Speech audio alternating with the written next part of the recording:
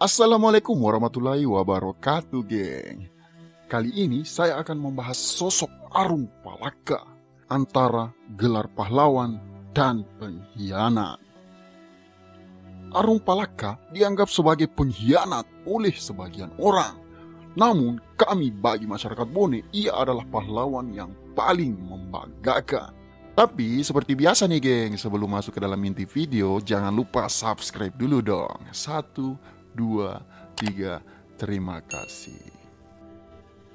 Pada awal tahun 1660, dengan mata kepala sendiri ia menyaksikan lebih dari 10.000 orang dari negara asalnya dijadikan pekerja paksa, geng. Orang-orang Bone itu dipekerjakan untuk menggali kanal di sepanjang pesisir Makassar sebagai garis pertahanan dalam rangka peperangan melawan VOC. Lelaki yang menahan murka tersebut bernama Arung Palaka. Ia adalah putra mahkota Bone. Sejak usia 11, sang pangeran sudah menjadi tawanan Kesultanan Goa di Makassar. Maka tidak heran nih guys, impian untuk bisa melepaskan diri dari kekuasaan Goa selalu tertanam di hati dan pikirannya. Kelak, cita-cita itu akhirnya terwujud meskipun harus dilakukan dengan pertaruhan yang amat besar, geng. Arung Palaka terpaksa bekerja sama dengan kaum penjajah untuk membebaskan rakyat Bone dari penjajahan Goa. Itulah sebabnya citra Arung Palaka hingga kini terbelah menjadi dua, antara pahlawan atau pengkhianat dan bagaikan surga dan neraka. Dendam sang putra mahkota. Arung Palaka lahir pada tanggal 15 September 1634. Ia adalah putra Raja Bone ke-13, Lamat Deremeng Matinroe Ribu Kaka. Meskipun berstatus sebagai pangeran, bukan berarti Arung Palaka bisa menikmati hidup enak.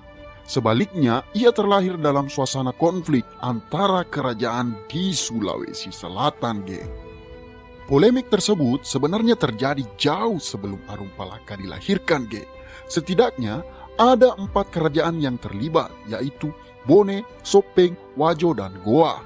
Dari keempatnya, Goa adalah kerajaan yang paling berpengaruh dan bernafsu untuk memperluas wilayah kekuasaannya, geng. Sedangkan puncak pertikaian terjadi saat Goa resmi menjadi kerajaan Islam pada tahun 1605, geng. Kerajaan Goa yang sudah berganti corak menjadi kesultanan mulai memaksa ketiga kerajaan lainnya untuk menganut agama yang sama sekaligus meluaskan pengaruh politiknya, geng. Bone yang berpuluh-puluh tahun sebelumnya cukup merepotkan Goa akhirnya harus menyerah pada tahun 1611. Sejak saat itu, geng, Bone ikut menganut ajaran Islam dan menjadi taklukan Goa. Meskipun begitu, kedudukan Raja Bone masih diakui dan sempat dimerdekakan kendati rangkaian konflik masih saja terjadi di era-era setelahnya, geng. Nah, pada tahun 1643, Bone benar-benar jatuh dan wilayahnya diperintah langsung oleh Sultan Goa. Peristiwa tersebut terjadi ketika Bone dipimpin Sultan Lamat Deremeng yang tidak lain adalah ayahanda Arung Palaka, geng. Takluknya Bone kepada Goa membuat Arung Palaka dan keluarganya dijadikan tawanan, geng. Sejak umur 11 tahun, ia sudah merasakan bagaimana pedihnya hidup tanpa kebebasan, kendati perlakuan keluarga Kesultanan Goa terhadapnya tidak terlalu buruk, geng. Menurut Paloge Petanaba dalam sejarah kerajaan Tanah Bone, Arung Palaka dan keluarganya dijadikan pelayan di kediaman Perdana Menteri Goa, Karaeng Patinggaloang. Namun, Patinggaloang tetap menaruh respek kepada keluarga Arung Palaka, dan Arung Palaka pun tumbuh menjadi seorang pemuda cerdas dan gagah di bawah bimbingannya, geng. Hingga suatu ketika, Arung Palaka akhirnya bisa terbebas dari cengkeraman Goa setelah terjadi aksi pemberontakan orang-orang Bone yang dipimpin Tobala.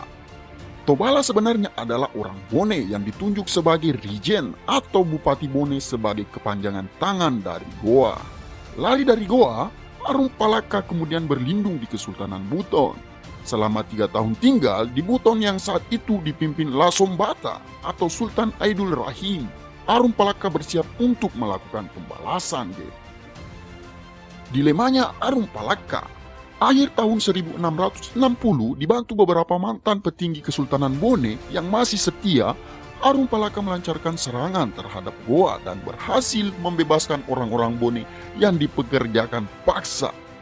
Namun sayangnya, Tobala tewas dalam peperangan tersebut. Dengan kejadian itu, Arum Palaka terpaksa mundur untuk meraih kemenangan. Ia belum sanggup lantaran armada militer Goa masih terlalu kuat, bahkan membuatnya kian terdesak. Arum Palaka pun terpaksa melarikan diri karena menjadi target utama pasukan Goa yang mencarinya sampai Buton. Nah, di saat yang sama, VOC datang menawarkan bantuan. Kondisi ini sebenarnya dilematis bagi Arum Palaka. Di satu sisi, ia muak dengan ambisi VOC. Namun di sisi lain, ia memerlukan dukungan kaum penjajah itu jika ingin menuntaskan dendamnya sekaligus menjadikan Bone sebagai pemerintahan yang berdaulat lagi, Akhirnya, pada tahun 1663, Arum Palaka dan para pengikutnya berlayar jauh ke Batavia, tepat di mana pusat kekuasaan VOC berada, Selain itu, menyelamatkan diri dari kerajaan Goa, Arum Palaka ternyata harus membuktikan terlebih dulu bahwa ia memang benar-benar butuh bantuan VOC. VOC mengizinkan Arum Palaka dan orang-orangnya menetap di Batavia. Nah, inilah asal-muasal kampung Bugis yang kini berada di wilayah Jakarta Utara, Namun, mereka harus membantu VOC sekaligus sebagai pembuktian diri bahwa mereka adalah orang-orang yang tangguh dan dapat diandalkan, Kehadiran Arum Palaka sangat menguntungkan VOC, Ia menjadi salah satu kunci keberhasilan VOC dalam menaklukkan berbagai wilayah di Nusantara. Bersama Cornelius Pelman yang asli Belanda dan mantan pemimpin kelompok bersenjata dari Maluku, Jonker Jawa Demanipa alias Kapiten Jonker.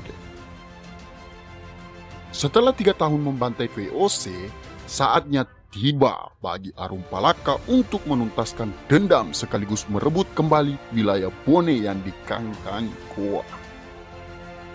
Pada tanggal 24 November 1666, armada besar bertolak dari pesisir utara Batavia menuju Celebes.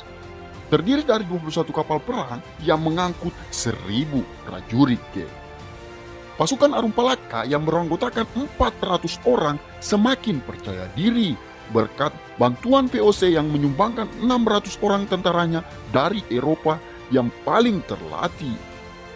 Mereka berangkat dengan satu tujuan, mengalahkan Goa yang saat itu dipimpin seorang raja perkasa berjuluk Ayam Jantan dari timur, yaitu Sultan Hasanuddin.